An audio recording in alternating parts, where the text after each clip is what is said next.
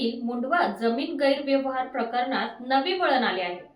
दिग्विजय पाटील आणि पार्थ पवार यांच्या अडचणीत झालीये वाढ। आर्थिक गुन्हे शाखेची चौकशी, अटकेची शक्यता। पाहूया सविस्तर रिपोर्ट। नमस्कार, मी उज्ज्वला बैसाने तुमचं स्वागत करते न्यूज 24 महाराष्ट्र लाईव्ह मध्ये। मुंडवा जमीन गैरव्यवहार प्रकरणी मोठी माहिती समोर आली आहे। कॉमेडी कंपनीचे भागीदार दिग्विजय पाटील यांना 5 दिवसांपूर्वीच EOW कडून नोटीस देण्यात आली होती। 2 डिसेंबर रोजी ते पुणे पोलीस आयुक्तालयात हजर झाले आणि त्यांचा सविस्तर जबाब नोंदवण्यात आला आहे। तर सूत्रानुसार EOW ने त्यांची कसून चौकशी केली। पुढील चौकशीसाठीही हजर राहील असे दिग्विजय पाटील यांनी पोलिसांना सांगितले आहे। मात्र ते सध्या जय पवारांच्या परदेशातील बहरीन मधील लग्नाला जाणार असल्याने परत आल्यावर ते पुन्हा हजर राहतील अशी माहिती त्यांनी दिली। याच चौकशीतून अनेक मुद्दे उघड झाल्याने आता पार्थ पवार यांच्या अडचणी वाढण्याची शक्यता व्यक्त होत आहे।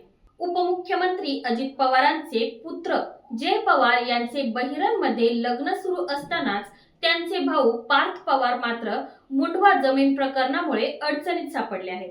अमेडिया कंपनीतील 99% भागीदारी पार्थ पवार यांच्या नावावर असून ही जमीन त्यांच्या कंपनीसाठी खरेदी करण्यात आली होती। या प्रकरणात आधीच शीतल तेजवानीला अटक झाली आहे। त्यानंतर दिग्विजय पाटलांवर देखील गुन्हा नोंदवला जाणार का आणि पार्थ पवारांवरही अटक होईल का, असा सवाल सध्या उपस्थित होत आहे। तर आता पाहूया दिग्विजय पाटील नेमके कोण आहेत।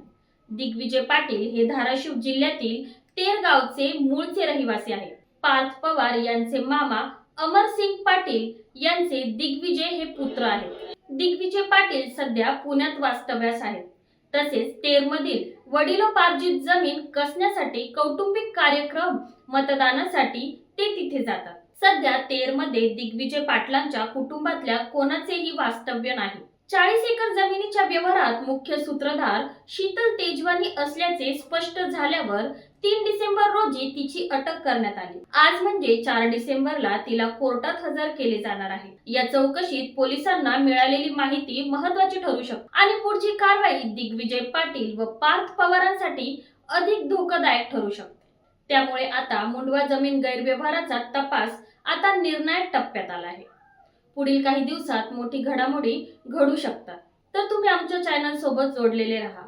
आम्ही सर्व अपडेट्स तुम्हाला चॅनलवर देत राहू। आणि जर तुम्हाला हा व्हिडिओ आवडला असेल किंवा तुमचे या व्हिडिओबद्दल काही मत असेल तर आम्हाला कमेंट करून नक्की सांगा। आमच्या चॅनलला लाईक करा, शेअर करा आणि सबस्क्राईब करायला विसरू नका। धन्यवाद।